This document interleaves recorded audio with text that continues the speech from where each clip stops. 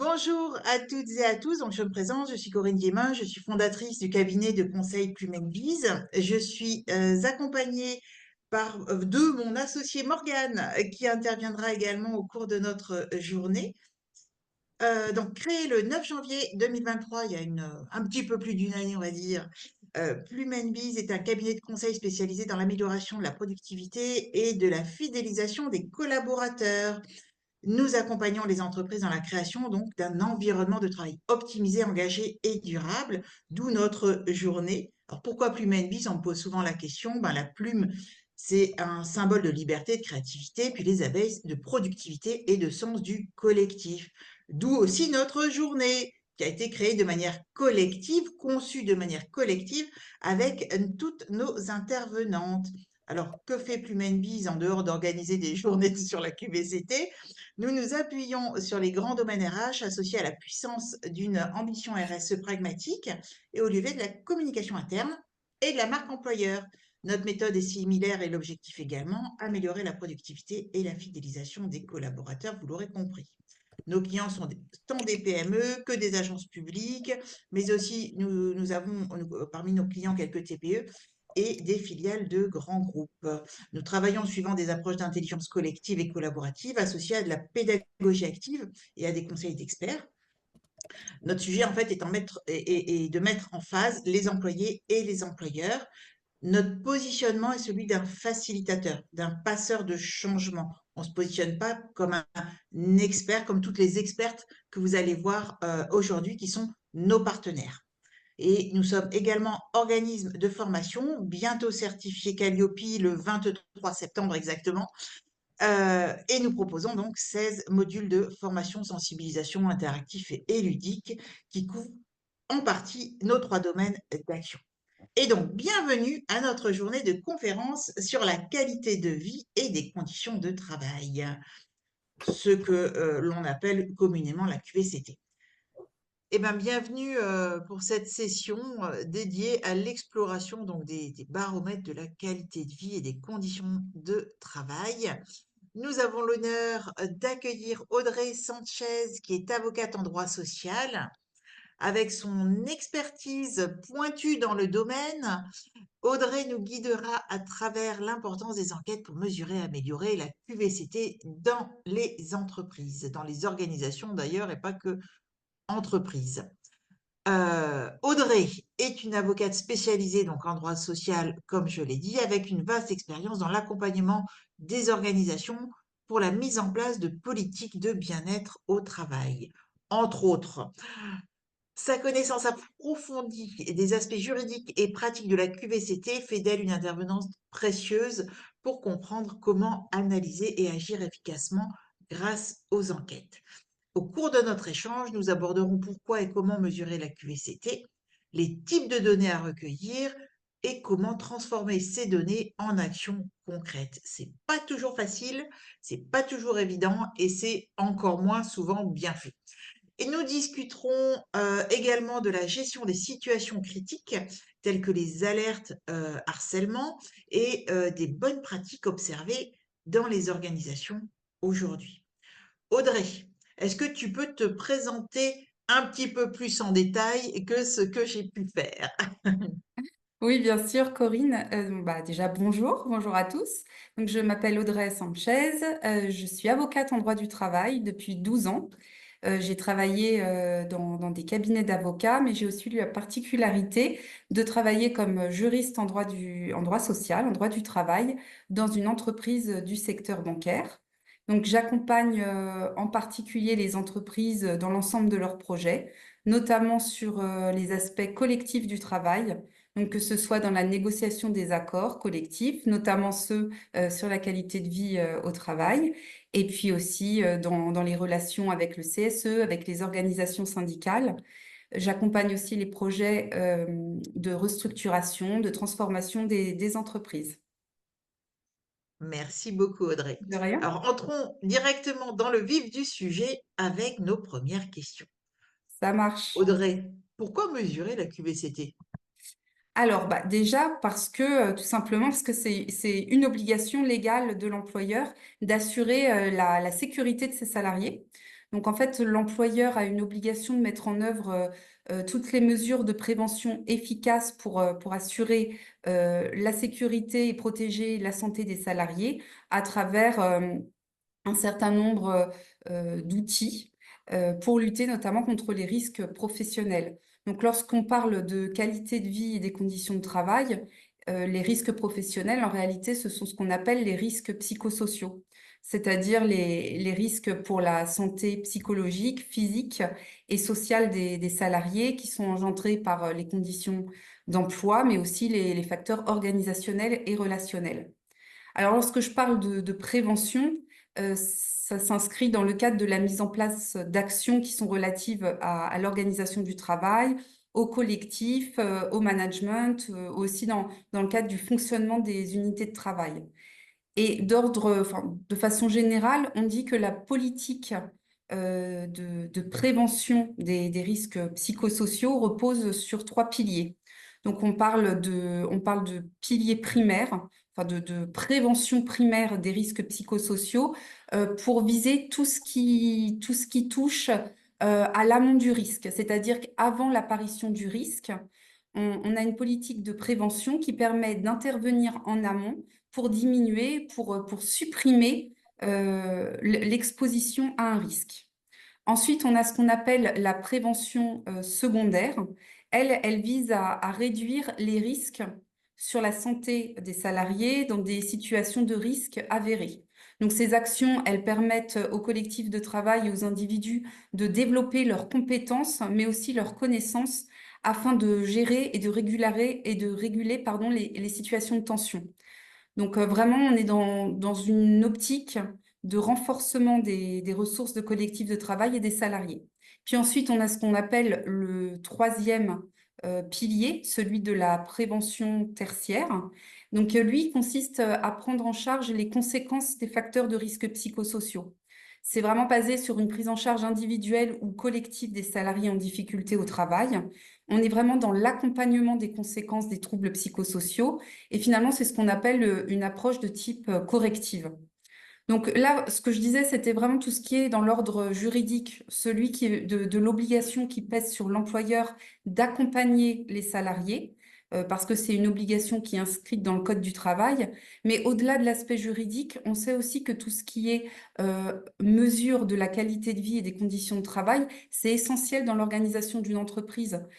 Pourquoi? Parce que si les risques psychosociaux sont induits par les conditions du travail, ça a aussi un impact sur l'organisation, mais ça a aussi un coût.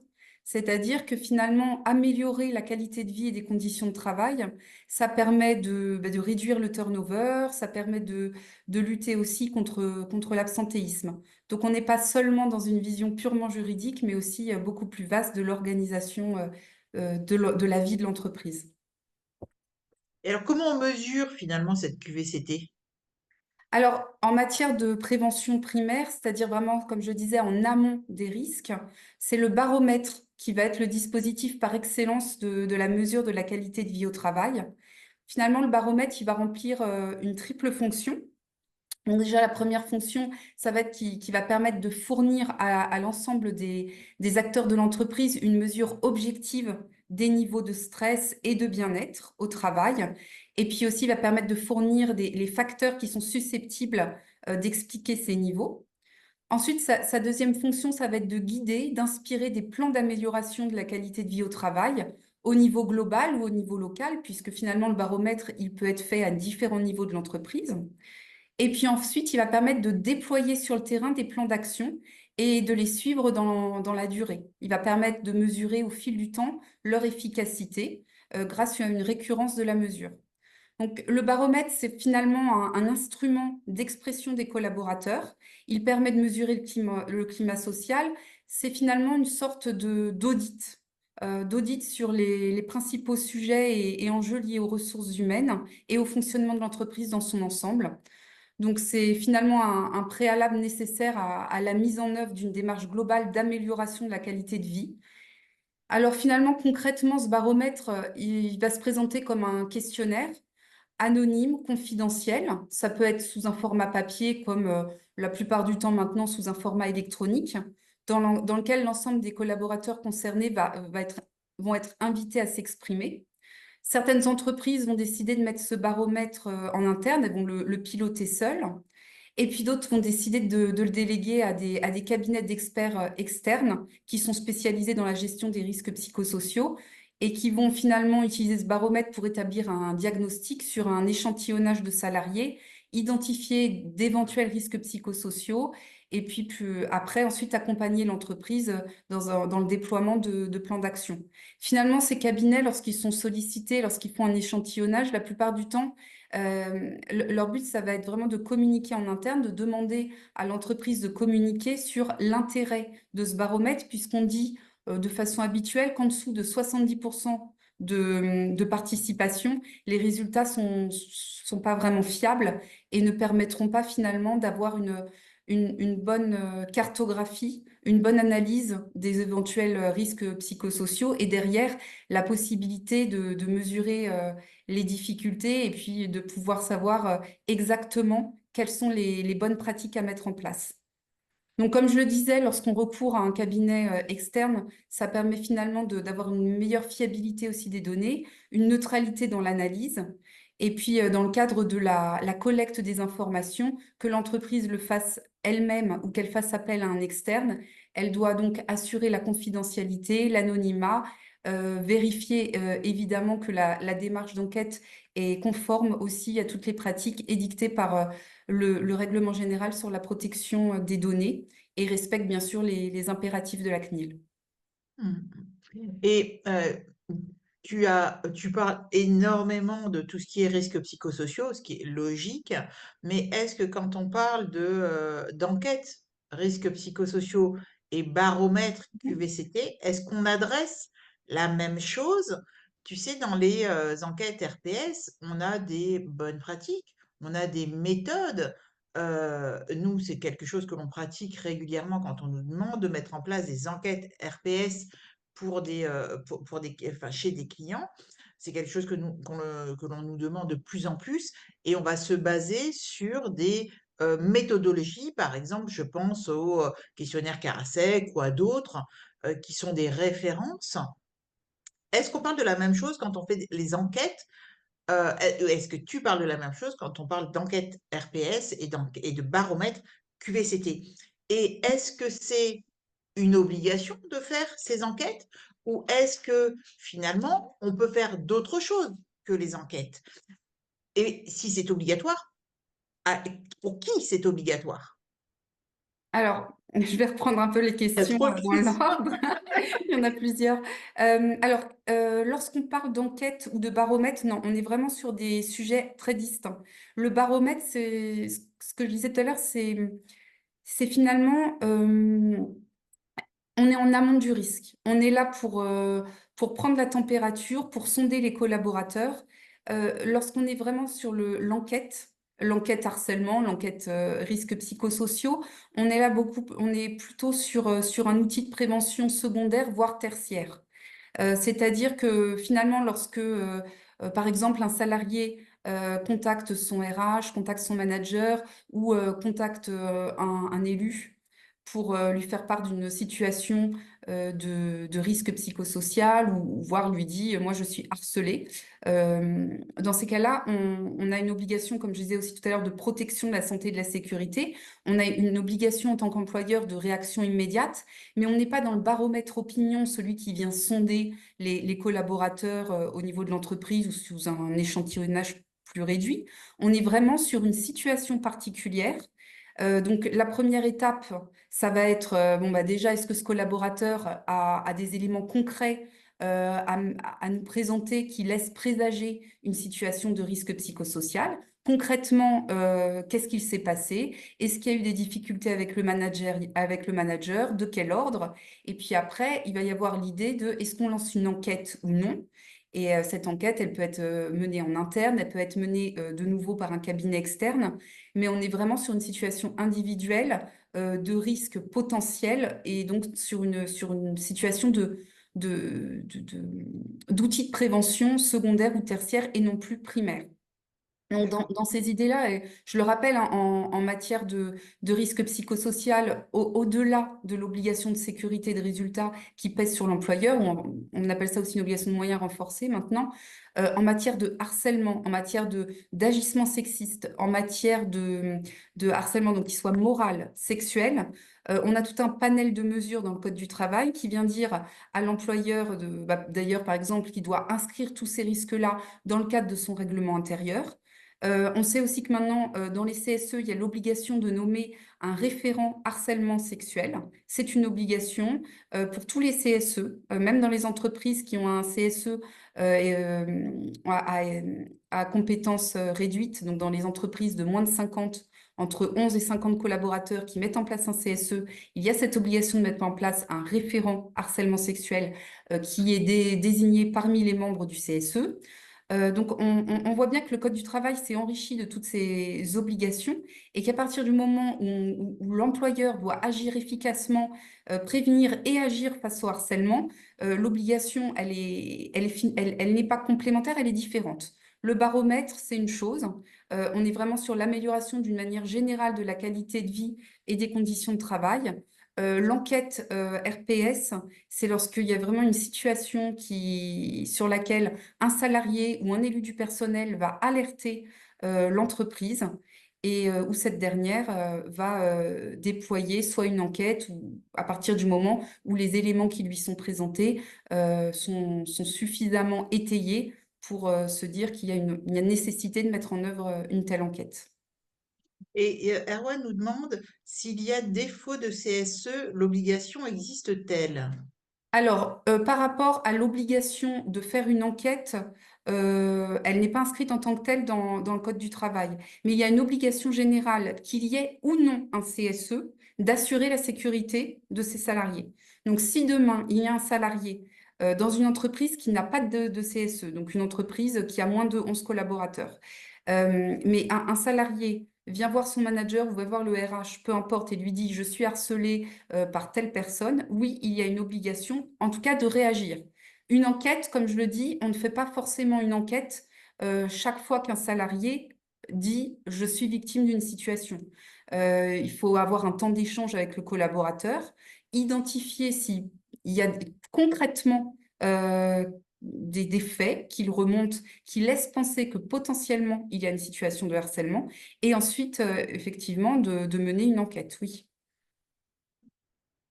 Et donc, dans ce que dans mes questions, dans ma question qui en comportait trois, Ah, est-ce dis-moi que, la seconde. est-ce que ce baromètre, finalement, hein, de baromètre opinion, est-ce qu'il est obligatoire? Et pour Alors, qui? S'il est obligatoire, pour qui? non, le baromètre, en fait, le baromètre opinion n'est jamais obligatoire. Il y a des entreprises qui ne mettent pas en place de baromètre. Il n'y a absolument aucune obligation de mettre en place ce baromètre, mais de nombreuses entreprises le mettent en place. Pourquoi?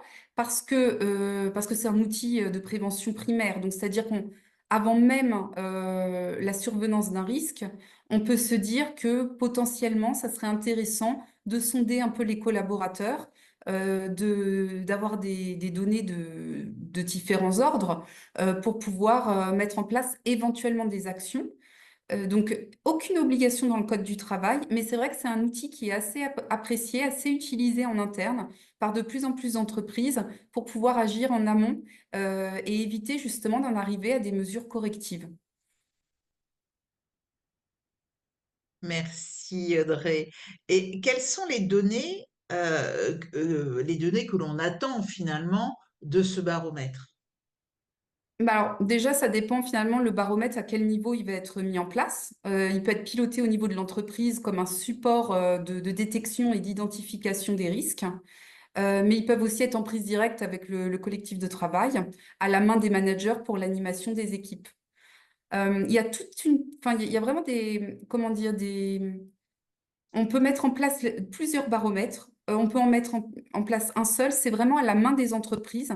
On voit que certaines, par exemple, font le choix de recourir à un baromètre annuel sur la qualité de vie et des conditions de travail, qui va permettre cette fois-ci de balayer des thématiques très variées auprès de l'ensemble des collaborateurs. Par exemple, ça peut être sur la vision de l'entreprise, ça peut être sur le mode de fonctionnement, l'environnement de travail, la gestion des carrières, même l'image externe de l'entreprise.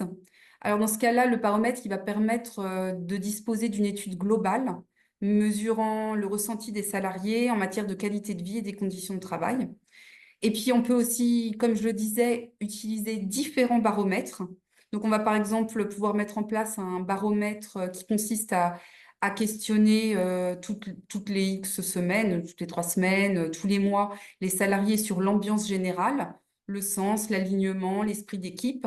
Ensuite, ces réponses, comme elles sont reçues au fil de l'eau et de façon assez fréquente dans l'année, on va pouvoir faire une analyse immédiate dont les résultats peuvent être ensuite remontés auprès de la RH ou auprès des managers, évidemment toujours de façon anonyme. Et puis ensuite, comme je le disais, avec cette récurrence du baromètre, ça permet, s'il y en a, de détecter assez rapidement des signaux d'alerte. Et puis ensuite, le baromètre peut être étayé avec une enquête QVCT, comme je disais tout à l'heure, qui peut être faite cette fois-ci tous les ans, ou même tous les 2 ans. Il n'y a vraiment aucune obligation en la matière. Mais on voit qu'on pourrait alterner différentes fréquences de baromètres qui n'auraient finalement pas la même utilité, mais le but est vraiment d'avoir un diagnostic initial comme je le disais, on peut avoir aussi d'autres combinaisons. On peut avoir ce diagnostic au fil de l'eau ou de façon extrêmement plus récurrente pour avoir une cartographie des facteurs de risque propres à chaque métier. Ça peut être aussi un diagnostic, donc je disais tout à l'heure, toutes les 3 semaines, tous les mois, mais peut-être aussi plus court, avec ce qu'on appelle des baromètres flash. Et puis, on pourra ensuite combiner peut-être les résultats de ces baromètres avec d'autres données présentes dans l'entreprise, notamment le taux d'absentéisme, les consultations chez le médecin du travail, le nombre de salariés qui ont bénéficié de consultations psychosociales, le taux d'accident du travail et de maladies professionnelles.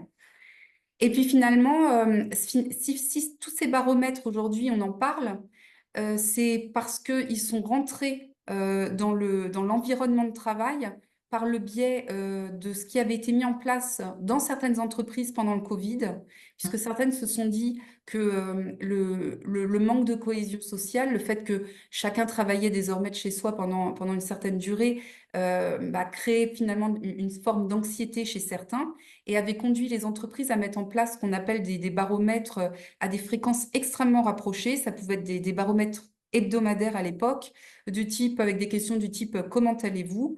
Et donc, dans ce cadre de crise, on peut voir des baromètres qui ont finalement été mis en place et qui ont été ensuite, voilà, sur lesquels on a poursuivi aujourd'hui avec une récurrence qui est quand même beaucoup plus éclatée dans le temps, mais qui permettent un peu comme ça, ces sondages flash, d'avoir de prendre la température en interne et qui peuvent aussi être mises en place aujourd'hui lorsqu'on décide de déployer des projets de transformation, des projets de restructuration, par exemple, puisque on a certaines entreprises, lorsqu'elles mettent en place des projets de plus grande ampleur, de type une restructuration, un projet de rupture conventionnelle collective, qui mettent en place ces baromètres opinion pour un peu questionner les collaborateurs sur leurs besoins d'accompagnement, sur leurs ressentis dans le cadre du projet.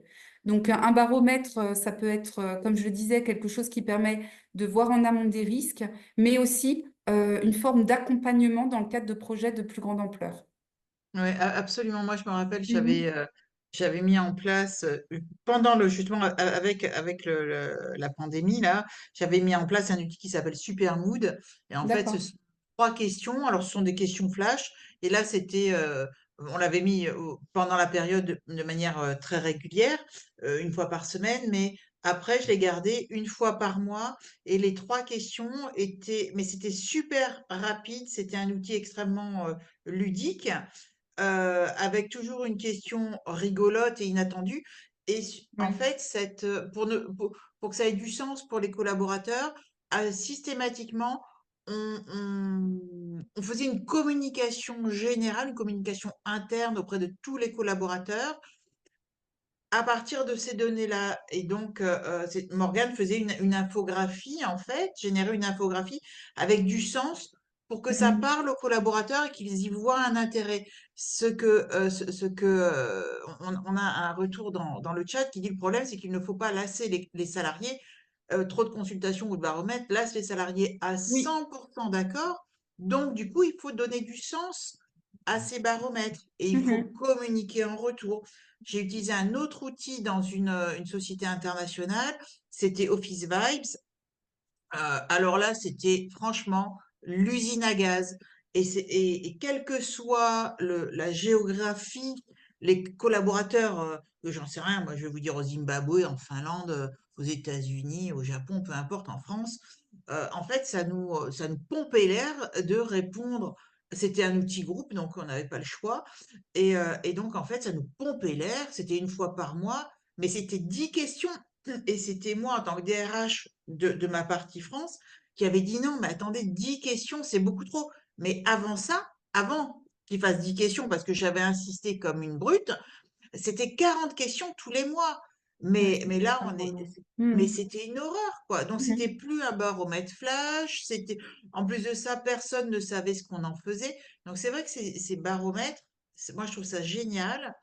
Ces enquêtes, c'est génial. Mais si derrière, on partage les résultats et on en fait quelque chose qui soit utile à la collectivité. Oui, et Ou puis sinon, ça n'a pas de sens. oui, puis comme tu le dis, en fait, il y a tout un sujet de communication, puisque si les collaborateurs ne participent pas, qu'ils ne voient pas l'intérêt, donc il va y avoir très peu de participants, les données ne seront nécessairement pas fiables, ce qui veut dire que le diagnostic sera biaisé et tout ce qui sera mis en place éventuellement derrière, n'aura peut-être pas de sens. Donc il y a aussi tout un travail en amont, comme tu le dis, de communication auprès des collaborateurs, auprès du management en interne pour qu'il y ait un intérêt. Et la récurrence, en effet, comme je le dis, ça dépend vraiment de chaque entreprise et il n'y a pas un modèle applicable pour tous. C'est vraiment à la main de chacun de voir quelle est la bonne récurrence pour justement qu'on ait un outil fiable, utile pour avancer sur ensuite la mise en place d'éventuelles mesures de prévention secondaire, tertiaire, et puis la construction d'un dispositif adapté, utile à tous en matière de QVCT. Ouais. Et Mm. puis des plans d'action qui soient partagés avec l'ensemble du personnel. Parce que sinon, est-ce que tu peux revenir sur la partie euh, alors, je crois que c'était pas un risque, je sais plus comment tu as nommé ça, mais sur la partie, en fait, situation présumée de harcèlement, par exemple. Si un, un, Mhm. un baromètre, une enquête, amène à détecter une situation particulière. Ça sera Je pense, plutôt le baromètre en général va pas forcément, il est assez général malgré tout. oui, Alors comme je disais, ça peut être fait au niveau local, mais en général, lorsqu'un manager va le faire dans son équipe, ça va pas vraiment ça sera pas vraiment des questions qui permettront forcément de détecter ça. En général, lorsqu'on est sur une enquête RPS, la plupart du temps, c'est parce qu'un collaborateur ou un élu va signaler un risque enfin un risque, une situation plutôt de difficulté avec le plus souvent un collègue ou son manager. Et dans ces cas-là, en fait, il y a tout un travail de se dire, on ne lance pas non plus systématiquement une enquête. On fait déjà un échange avec un collaborateur. On essaye de déterminer ce qui lui fait penser qu'on est dans une situation à risque. Euh, quels éléments concrets avant de se dire est-ce qu'on lance ou non une enquête? Et ensuite, par rapport à cette enquête, il faut savoir qui est-ce qu'on interroge aussi, qu'est-ce qu'on va rencontrer. Donc, la plupart du temps, ce sont quand même les personnes qui sont dans un environnement de travail proche, qui ont potentiellement été témoins de quelque chose pour pouvoir avoir une enquête et des résultats le plus fiables possible. Et ensuite, derrière ça, on a normalement des conclusions qui sont partagées auprès du collaborateur, auprès des élus avec se dire, est-ce que cette situation qui nous a été remontée a mis en évidence une situation de harcèlement ou non? S'il n'y a pas de situation de harcèlement, il y a manifestement quand même eu une difficulté. mais quelle était-elle et qu'est-ce qu'on peut faire pour y remédier? Il peut y avoir des maladresses de communication. Donc, dans ces cas-là, on peut mettre en place un coaching managérial, on peut mettre en place des actions euh, de cohésion dans l'équipe. Parfois, il peut y avoir aussi des difficultés de communication en interne et on peut se dire, bon, bah là, dans ces cas-là, peut-être qu'une mesure de médiation entre collègues serait une solution intéressante. Et puis, on a aussi parfois, à l'inverse, l'identification d'une véritable situation de harcèlement. Et dans ces cas-là, l'entreprise est tenue de prendre des mesures disciplinaires, de traiter la situation, de prendre des mesures disciplinaires qui s'imposent. D'accord. Et alors, si on revient à notre cas plus générique ou généraliste, Mm. une fois qu'on a nos données, donc on a fait notre enquête, notre baromètre, enfin Mhm. bref, on est content, on a eu plus de 70% de participants. Youpi! C'est mieux. Après, on peut faire, comme je disais, une phase de diagnostic, elle pourra être faite. Mais à moins de 70%, la plupart des cabinets externes vont nous dire que ça sera pas très fiable et c'est dommage parce qu'en fait ces baromètres, comme je disais, ils sont faits aussi pour pour l'organisation de l'entreprise, mais pour les salariés. Enfin, Oui, c'est vraiment de l'intérêt général de participer à ces baromètres sans pour autant, comme on disait tout à l'heure, répondre toutes les 5 minutes à des questions, comment allez-vous, comment vous vous sentez aujourd'hui. Enfin, à un moment donné, c'est aussi comme ça qu'on génère une situation de stress, à l'inverse. Parce que moi, si on me oui. demande tous les jours comment vas-tu, au bout d'un moment, je me demande, mais est-ce que je vais bien? Enfin, ça peut être un peu là. Ça peut être un peu Pourquoi on me demande voilà, ça? l'effet inverse. Mais bah, Oui, non, mais tout à fait. non, Pourquoi mais on me c'est demande vrai. ça sans arrêt, quoi? Donc finalement, on a cette première phase. Donc on a les données. Donc qu'est-ce que font la plupart des cabinets bon, ou de l'entreprise si elle pilote elle-même le baromètre, hein. Donc il va y avoir une phase de diagnostic. Donc le baromètre interne, il va permettre de mettre en avant les points forts, d'identifier des sujets prioritaires, ainsi que des pistes d'amélioration concrètes pour préparer des actions précises et ciblées. Ensuite, ça va quand même aussi permettre, à partir de ce diagnostic, de définir et puis de prioriser des actions à mettre en place au vu des résultats. Donc, en fait, c'est vraiment cette phase de diagnostic, ça va être une phase incontournable de la démarche qui consiste à faire un état des lieux actualisé de la situation de la structure. Donc, comme je disais, le baromètre, c'est évidemment le point d'entrée de ce diagnostic, mais en général, on le couple avec d'autres éléments, comme je disais tout à l'heure, la mesure du taux d'absentéisme. Et puis, on a un autre élément aussi qui va souvent de pair avec les baromètres, parce que le baromètre aussi lui permet d'enrichir ce document, c'est ce qu'on appelle le document unique d'évaluation des risques professionnels, le DUERP. Donc, c'est un document qui est mis en place dans l'entreprise et qui permet aussi d'identifier les risques existants dans l'entreprise. Il peut être construit notamment, comme je disais, à partir du baromètre. Donc, ce sont vraiment des outils qui sont liés, qui vont de pair et qui permettent de mettre en place aussi des mesures de correction. Et qui est obligatoire, lui. Le DUERP, il est obligatoire. C'est un document qui est obligatoire dans toutes les entreprises et qui doit être actualisé tous les ans. Ouais, ouais, ouais. Ça, on voit, enfin, avec Morgane, on voit sur le terrain des entreprises, euh, pas forcément que des petites, hein, d'ailleurs, hein, mais on voit des entreprises qui n'actualisent, soit qui n'en ont pas, soit qui n'actualisent pas leur DUERP tous les ans. Ça, c'est. Et Ah, c'est un vrai, enfin, c'est une vraie difficulté parce que, alors, c'est vrai qu'il y a un certain nombre d'entreprises qui ne le font pas forcément, ou en tout cas qui ne l'actualisent pas forcément tous les ans. Et si demain il y a un accident du travail, une maladie professionnelle et potentiellement un contentieux, ça, c'est une vraie difficulté. Donc, que ce soit au niveau collectif hein, ou au niveau individuel, s'il y a une situation, comme je disais, individuelle qui survient, d'accident du travail, c'est un document qui, pour le coup, est extrêmement important en interne. et Et puis, il faut savoir que pardon.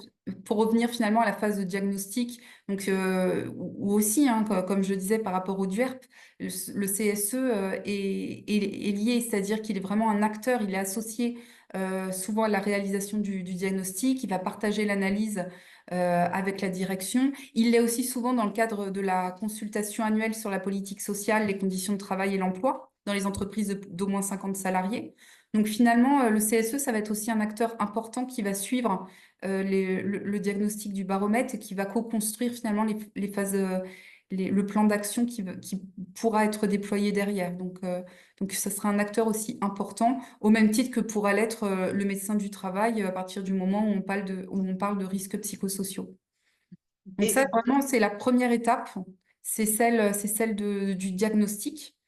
Ensuite, lorsqu'on dispose de ce diagnostic, on va avoir une identification des pistes d'action. Donc, comme je le disais, ça va être la direction le plus souvent en lien avec les représentants du personnel qui vont identifier ces pistes de prévention qui vont correspondre à des objectifs fixés. Donc, on va avoir aussi la fixation d'objectifs et de délais de mise en œuvre à court, moyen ou long terme. Et puis, la prise en compte des moyens et des ressources nécessaires pour pouvoir mettre en œuvre les actions qui vont être identifiées. Et ensuite, on va avoir une phase de déploiement de ces actions donc avec des mesures, comme je le disais, qui vont être étalées dans le temps. Et en principe, ce qui est quand même le plus souvent conseillé, c'est de mettre en place une, euh, une mesure des effets, puisque de toute façon, si on déploie des plans d'action qui derrière, enfin, sur lesquels on ne fait pas de bilan ou dans lesquels on ne remet pas en place des baromètres pour justement voir si les actions qui ont été déployées ont porté leurs fruits, finalement, ça n'a pas grand sens. Donc c'est pour ça, lorsque tout à l'heure je disais, lorsque les entreprises mettent en place des baromètres, elles le font habituellement de façon annuelle ou tous les 2 ans pour avoir cette récurrence qui permet aussi de voir bah, est-ce que les actions ont porté leurs fruits, est-ce qu'on a une amélioration sur certains facteurs de risque qui ont été identifiés. mmh. Et quand on en est donc à au déploiement du plan d'action, est-ce qu'il y a une obligation de négocier des accords QVCT avec les représentants du personnel? Alors en fait, c'est pas là où se situe l'articulation, c'est-à-dire que ce sont des choses assez distinctes dans la mesure où en fait toutes les entreprises où sont constituées une ou plusieurs sections syndicales et qui ont un ou plusieurs délégués syndicaux ont l'obligation de négocier sur la qualité de vie et des conditions de travail. Alors, c'est une négociation qui est couplée avec l'égalité professionnelle et c'est normalement une négociation qui se tient tous les ans, à moins que l'entreprise, par accord d'entreprise, ait prévu une périodicité différente qui doit être d'au moins une fois tous les 4 ans. Donc, c'est vraiment dans le cadre de la négociation obligatoire sur la QVCT qu'on va mettre en place, par exemple, comme je disais, c'est pas une obligation, mais par exemple, qu'on pourra mettre en place ces baromètres et que ces baromètres nous permettront d'identifier d'éventuels facteurs de risque et de mettre en place d'éventuelles actions. Donc, on est vraiment sur un temps différent et sur une articulation différente. Ce n'est pas au moment des phases d'action, puisque précisément, en fait, le baromètre est un outil, un élément qui peut être mis en place dans le cadre d'un accord sur la qualité de vie et des conditions de travail négocié dans les entreprises d'au moins 50 salariés et qui disposent de délégués syndicaux. D'accord. On a une question. euh, est-ce que, euh, est-ce que tu peux partager en fait des idées d'action pour une entreprise qui a pas forcément beaucoup de budget? Oui, alors s'il n'y a pas beaucoup de budget, ça peut être tout ce qui est en lien avec la flexibilité dans l'organisation du travail. C'est pas forcément plus coûteux, mais donner de la flexibilité. Ça d'ailleurs, c'était dans le cadre des accords sur la QVCT que de nombreuses entreprises ont inscrit le télétravail dedans. Ça a été vraiment le cadre. Alors bien sûr, plein d'entreprises ont fait des accords à part, mais certaines qui n'avaient peut-être pas beaucoup de budget, mais qui voulaient montrer que c'était quand même une thématique importante pour l'entreprise sur laquelle elle avait envie d'agir, mettaient dans ce cadre-là le télétravail. Et puis tout ce qui était outils à la déconnexion, avec un rappel des bonnes pratiques sur la déconnexion, sur le fait de veiller à ce que les emails ne soient pas envoyés trop tardivement, à éviter aussi qu'on envoie toujours, enfin qu'on mette en copie plein de personnes dans les emails, ce qui est une surcharge mentale, vraiment qui peuvent créer du stress, de l'anxiété, alors que parfois on est juste en copie d'un email, donc on ne devrait pas du tout en être destinataire. Donc on peut voir entre guillemets, des bonnes pratiques sur l'organisation du travail qui sont inscrites dans ces accords QVCT et qui démontrent vraiment que l'entreprise a envie d'agir là-dessus sans justement qu'on parle d'un budget. Par exemple, il y a des entreprises dans les accords QVCT qui mettent en place certaines mesures sur la parentalité. mais qui ne vont pas occasionner nécessairement du budget. Par exemple, qui vont dire, bon, bah, à certains moments de l'année, par exemple, lors de la rentrée des classes, on sait que bah, voilà, les parents sont attendus le premier jour d'école. Et ben, dans ces cas-là, dans l'accord QVCT, on va avoir une tolérance pour que les collaborateurs commencent un peu plus tard leur journée. Et voilà, c'est vraiment voilà, des mesures sur la parentalité, sur le temps de travail qui ne nécessitent pas du budget, mais qui permettent d'avoir un meilleur confort et une meilleure qualité de vie au travail qui va être en lien, en équilibre avec la vie personnelle. Oui, parce que tu vois, tu parles du télétravail, et c'est vrai que bah, nous, on se sent tous concernés parce que on a des professions, j'allais dire intellectuelles, mais dans plein de métiers, le télétravail, enfin, par exemple en usine, on a un client, c'est une usine dans la métallurgie, mais en fait, les ouvriers s'en fichent du Mhm. télétravail. Donc en Non, fait, il va oui, falloir ils aller. vont pas être forcément Ouais, ils vont pas être forcément impactés ou en tout cas enfin oui, comme tu le dis, ils sont peut-être pas forcément sur ce cadre-là. Moi, je trouve que effectivement, si on est sur un sujet de quoi qu'il arrive, ils doivent être à telle heure parce que c'est l'activité, démarrer la chaîne, par démarrer exemple. la chaîne, etc. Oui, alors dans ces cas-là, on pourra œuvrer sur d'autres sujets, peut-être plus tout ce qui est fidélisation des collaborateurs en lien avec la cohésion. C'est-à-dire qu'il y a certains, par exemple, il y a certains accords QVCT qui vont axer autour de la culture d'entreprise, autour de l'idée de se sentir plus connecté avec l'entreprise, d'œuvrer au sentiment d'appartenance à une communauté via la création de communautés, que ce soit autour du sport, autour de la culture, autour du digital. Ça peut être voilà, des moments aussi de temps d'équipe. Alors ça peut parfois occasionner un budget, mais pas forcément. Moi, je sais que dans certaines entreprises, il y a cette création de communauté, donc on se réunit tous autour d'un thème, quelque chose finalement de convivial pour échanger, pour se trouver un temps, et ça nécessite pas forcément un budget, mais ça permet de créer de la cohésion et de fidéliser les collaborateurs et d'avoir un meilleur cadre de vie sans forcément qu'on soit sur des budgets qui soient excessifs. Oui, absolument. Alors, on a Pascal qui nous dit, on distingue l'évaluation du ressenti QVT, oui, c'est sûr. Questionnaire annuel ou 2 ans, ou selon événement, avec l'ISQVT par exemple. C'est De vrai que l'évolution. par exemple, là, pour rebondir sur l'idée de ressenti ou d'évaluation, on voit qu'il y a certaines entreprises qui mettent en place des guides de prévention, euh, justement pour un peu aussi identifier les situations. Le ressenti d'un collaborateur n'est pas le même que celui de son collègue.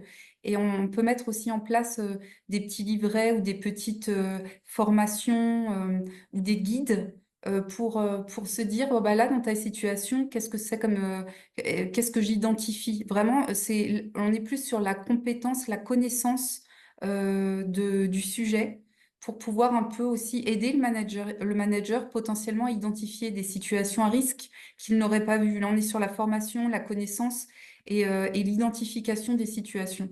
Ça peut aussi être des outils qui sont mis en place en lien avec le baromètre, comme je disais, de mise en place de guides qui peuvent être assez intéressants pour pouvoir savoir aussi de quoi on parle exactement. C'est ce qui est un petit peu confusant dans la QVCT, c'est qu'en fait, on touche à tellement de domaines, C'est c'est très c'est- large, hein. c'est Quand très on parle large, de mesures, on très voit poreux, que... quoi. Ouais, oui, mais c'est bien aussi, c'est-à-dire que la négociation sur la QVCT, il n'y a pas de limite. Et ce sont normalement des sujets qui sont, entre guillemets, plus aisés à négocier. Mais il faut aussi se dire qu'il faut avoir une cohérence par rapport à l'ADN de l'entreprise, par rapport, tout à l'heure, ce qu'on disait par rapport au budget. Mais en même temps, voilà, on a carte blanche. Et ça peut aussi, moi, je vois beaucoup d'entreprises qui mettent en place via l'accord QVCT des mesures sur la mobilité. Parce Mhm. que c'est en lien aussi avec les sujets environnementaux sur lesquels de nombreux collaborateurs sont extrêmement sensibles. Ça peut aussi voilà, permettre de mettre en place des mesures qui bénéficient d'un régime fiscal et social intéressant pour les entreprises et pour les salariés. Donc, de nombreuses entreprises vont utiliser cet accord pour mettre en place un forfait mobilité durable. Alors oui, ça a un coût, mais il y a des mesures aussi d'aide gouvernementales par rapport à ces exonérations fiscales et sociales qui sont intéressantes. Mm. Merci Audrey. Alors pour finir, quelles sont les bonnes pratiques que tu observes dans les entreprises? Là, tu en as déjà partagé. Y a-t-il une tendance plus forte que tu peux partager ou que tu observes, une tendance plus forte que d'autres? Moi, je trouve que la mobilité, comme je disais, là, c'est vraiment ce qu'il y a de plus fort actuellement parce que déjà, sur les dernières années et toutes les années, en fait, le gouvernement reconduit toutes ces mesures d'exonération sociale et fiscale. Donc, on voit qu'à partir du moment où il y a un coup de pouce du gouvernement, ça aussi, voilà, il y a un appel enfin, comment dire, une forme d'offre qui répond aussi à des demandes internes. Et c'est vrai qu'on voit de plus en plus de collaborateurs, en tout cas dans les grandes villes, qui vont utiliser par exemple un vélo électrique pour aller au travail. Et à partir du moment où on met en place, comme je disais tout à l'heure, un forfait mobilité durable avec ces mesures d'exonération, c'est vraiment des mesures qui sont très appréciées des collaborateurs et qui peuvent aussi vraiment faire de la différence. Et puis aussi cette idée de fidélisation, comme je le disais, autour de communautés. On voit beaucoup d'entreprises qui mettent en place des communautés autour du sport ou qui vont organiser des courses voilà, pour fédérer. C'est vrai que ça fait aussi la différence. Donc, on a après des choses qui sont beaucoup plus anciennes, qui sont mises en place dans pas mal d'entreprises depuis un certain nombre d'années autour de conciergerie ou d'aide avec la mise en place de crèches par rapport à tout ce qui est vraiment aide à la parentalité ou aide à l'équilibre vie professionnelle, vie personnelle. Celles-là, elles existent depuis longtemps et ça reste encore des thèmes, des sujets en fait sur lesquels les entreprises continuent à négocier pour celles qui ne l'ont pas déjà mis en place parce que c'est vraiment apprécié en interne. Et tout à l'heure, on a eu un échange dans le chat, puis on en a parlé également Mm. lors d'un autre atelier sur justement la mise en place par exemple, de challenges sportifs, de courses ou de Mhm. choses comme ça. Et c'est vrai qu'il faut pas voir ça, et il ne faut pas le positionner en tout cas comme étant une obligation de participation. Moi, Ah je non, sais non, non, que bien sûr, c'est vraiment c'est l'idée de quelque... créer une communauté sportive, mais pour ceux Exactement. qui s'y De créer intéressent, un truc bien ensemble. sûr, L'idée, exactement. c'est de créer Euh, un truc oui. ensemble, créer une émulsion. Et là, moi, avec Plumage, là, en ce moment, on participe à un challenge. Bon, on n'est pas nombreuses, hein. Il y a Morgane et moi. Alors, on participe pas que toutes les deux. On a Oui. fait deux équipes, c'est le challenge bipède.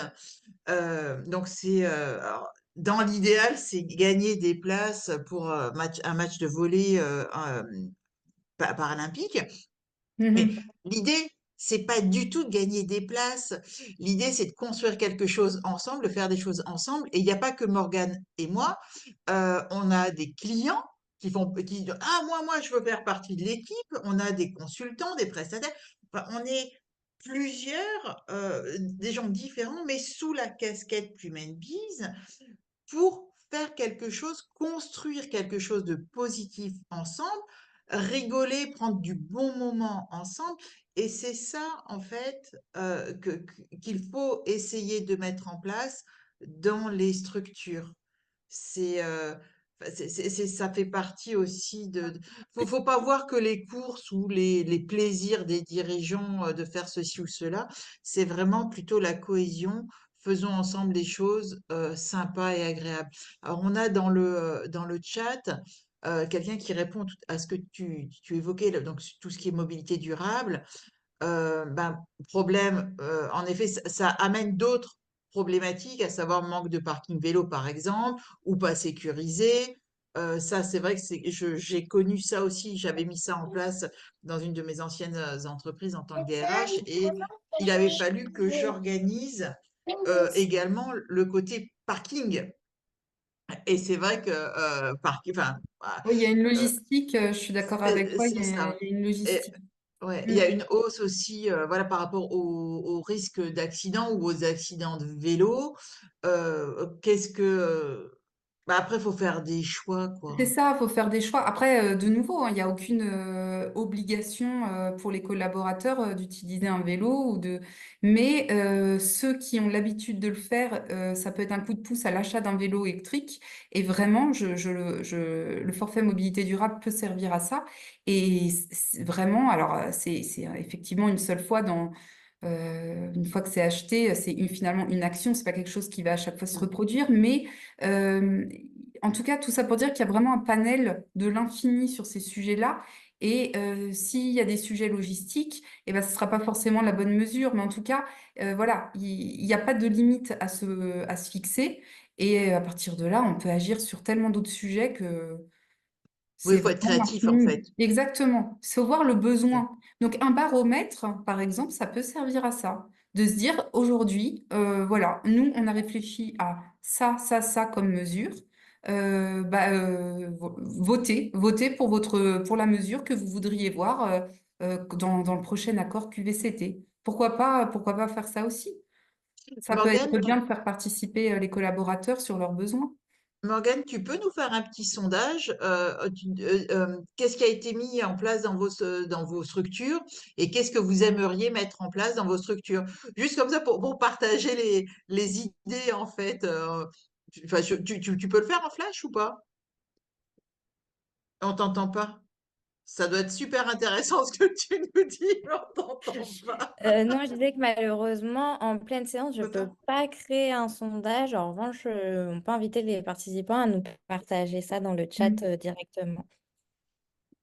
En tout cas, merci infiniment. Merci à toi, Audrey, c'était super intéressant. Bon, bah, tant mieux. Bah non, mais merci à toi aussi Et de m'avoir tiens, il y a donné la quelqu'un parole. qui nous a dit, je propose des animations avec une ludothèque. Oui, ça c'est bien, les ludothèques. 450 Oui, jeux de société, yaou, fou, excellent, pour améliorer la collaboration, fluidifier. Ça, c'est super intéressant. C'est vrai que toutes les animations, Lucille parlait d'animation de fresques, mais il y a tellement de choses à faire qui ne coûtent pas forcément c'est ça, parce que d'argent. finalement, la ludothèque, ça permet de se parler, de passer un bon moment. Bon, pour ceux qui aiment les jeux de société, mais je pense que ça, là-dessus, il y a quand même tellement de choses qui existent que normalement tout le monde s'y retrouve. Donc, non, très bonne idée aussi. En fait, sortir un peu aussi de l'environnement, ne serait-ce que voilà, se dire, bon, bah, on a des événements 1 à 2 fois par an dans les entreprises, de nombreuses font ça.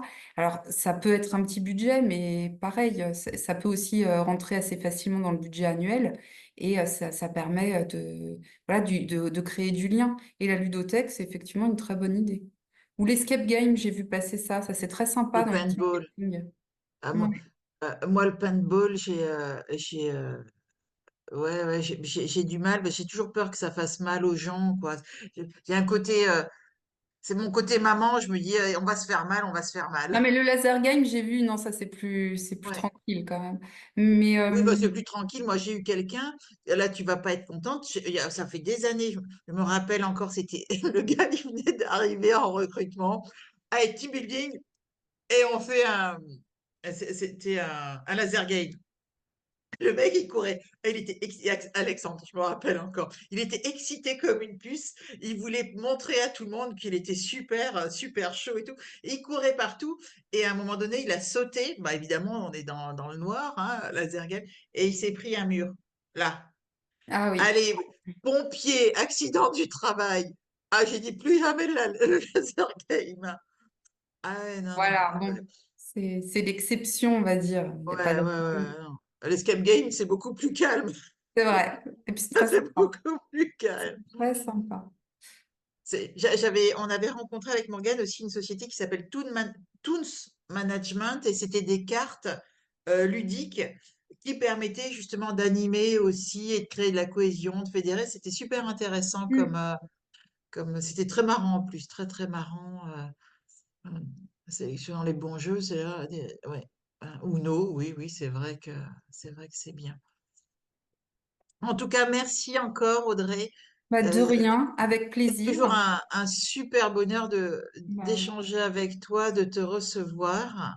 merci. Merci. On va continuer. Donc, notre prochaine intervenante, c'est Virginie. J'ai vu que Virginie, tu es arrivée. Je t'ai vu. Là, pourquoi je te vois plus par là? Je t'ai vu tout à l'heure. Mais si, je te vois là. Je te vois sur un écran et pas sur l'autre.